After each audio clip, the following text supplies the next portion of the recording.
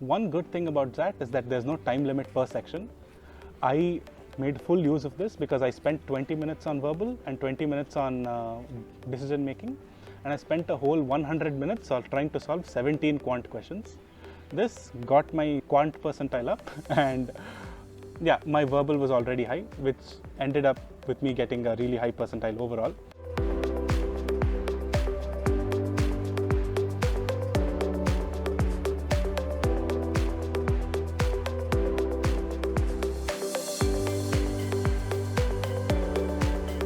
I'm Kamal. I think my parents were being prophetic when they named me that because my life's journey also has been like that of a lotus. I was born in a small village. I spent my childhood there, and then my parents moved to Bangalore in dreams of a more urban life, for which I'm quite grateful that they did. I haven't exactly had the best of childhoods. We did struggle a lot with poverty and all of that, but my parents did try their best to put me through decent schools. When my dad couldn't work, my mother herself took it upon her to work, and she's quite the independent woman now. And if I even become half as hardworking as she is, I'm sure I'll be very, very successful. So yeah, I went through decent schools, and then I did end up at Christ University for my undergrad education. So college was a real major change in my life. I studied biology and chemistry at Christ. And yes, I was the first person to graduate from college in my family. And yes, it's a fact that I'm really proud of, but it was also quite tough. I often felt like I had to reinvent the wheel. I had to do certain things became difficult for me that were quite routine for people. And apart from that, owing to my financial conditions, I also had to work part-time. I worked a multitude of jobs, starting with Starbucks, and then I moved on to be a UI UX designer, which is again a funny story. But it's not something I could recommend to people because of this, I ended up with a 59% in my undergrad, which is a very difficult thing to explain in MBA interviews. But still, I wouldn't trade it for the world. College was a series of firsts for me. My first job, my first date, my first friend circle. I had a lot of fun at college, and even with Starbucks, at Starbucks I had friends ranging from 17 to 71, and I could live through all of their life experiences vicariously. And I also networked into my second job at Starbucks. Which is actually a funny story. There was this one regular customer who used to come there and sit there from like 9 a.m. to 9 p.m. He used to sit there for the entire day. And one day I was just like, hey dude, what is it that you even do all day? You're just here the entire day for like 5-6 days a week.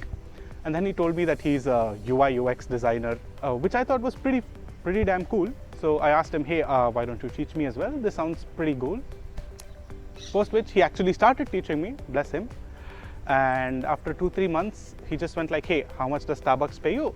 I'll pay you double, come work for me. And that is how my journey as a UI UX designer started. We'll get to my why MBA now. I hope you guys remember the geophone. I thought it was absolutely revolutionary.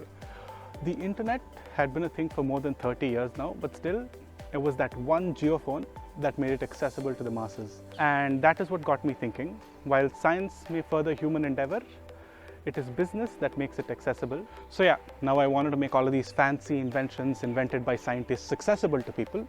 So how would I go about it? I needed to get an MBA, right? And to get an MBA in India, you need to either pass the CAT or XAT. So I started preparing. I enrolled in Krakow. I started watching 2IIM's videos and all of that. And yeah, I was pretty pathetic at math, so I had to work a lot there. I moved on, and we come to the D-Day. I made a very big mistake. I thought I'd done really badly in DILR.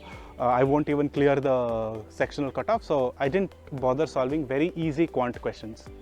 And fun fact, I had not actually screwed up DILR. I ended up getting a very good percentile in it. So I had screwed up my quant for no reason. So I ended up with a 97.52 percentile, with my previously mentioned 59% was completely useless at any of the old IIMs. So I got to thinking, what do I do? I realized the mistake that I had done here was I was focusing too much on CAT. I had taken a lot of pressure on myself, and because of this pressure, I cracked. Instead of cracking the CAT, I cracked during the CAT. So when this happened, I thought I'd do something different for XAT. So for XAT, I completely chilled. I did not do any mocks. I didn't take any tension at all. So I just went through the past papers for DM questions, and fortunately, my test center was in a tourist city. So I treated it like a 2-day jolly trip. I went and saw the palace, I went to the zoo, I went to the exhibitions, I ate the local delicacies, and then on the morning I gave the exam and went on my way, came back to Bangalore. And as fate would have it, the exam I didn't take a lot of tension for. I ended up getting a 99.9 percentile. I ended up getting into FMS and XLRI Jamshedpur. And since I wanted to do a career in HR, this is what I picked. So CAT's done, you've studied everything you can, you've gone, you've written the exam, now you're coming out.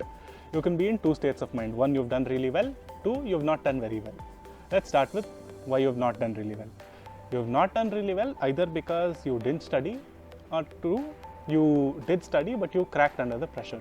If we're talking about cracking under pressure, don't worry too much because CAT nahi to ZAT sahi. XLRI is a wonderful college. You can still, I am at XLRI, so you can still make sure you'll get some good college. And for that to happen, you need to first chill out, not worry a lot, take a lot less pressure, just solve the DM bits and go in treating that just like any other mock. But if you've not studied, go right back to the basics, put some pressure on yourself, make sure you get everything done. And even if you've done really well in CAT, you never know what happens in the interviews, and XLRI is still better than half of the old IIMs, so I think you should still focus on the ZAT. Coming to ZAT prep, like I said, I didn't really do any of the mocks because I'd taken a lot of pressure during CAT. I wanted to take a load off during ZAT. But there are a few things that I would recommend. Make sure you solve all the previous papers to get a sense of what they do in the decision making. In decision making, XLRI expects you to have like a certain set of answers. There's a certain pattern to the answers whenever you're giving them. So make sure you do that. Coming to the exam taking strategy, one good thing about that is that there's no time limit per section. I made full use of this because I spent 20 minutes on verbal and 20 minutes on decision making. And I spent a whole 100 minutes trying to solve 17 quant questions. This got my quant percentile up, and yeah, my verbal was already high, which ended up with me getting a really high percentile overall. Thirdly, read, because VARC is like a muscle. If you don't use it, you will lose it. And lastly, don't take a lot of tension, thoda light lo, because the exam is not the end of the world. Even if you screw up this exam, you can try again next year. There's no limit for your attempts. So the more pressure you take on yourself, the worse you're going to do. So chill as much as possible and make sure you do well in the exam.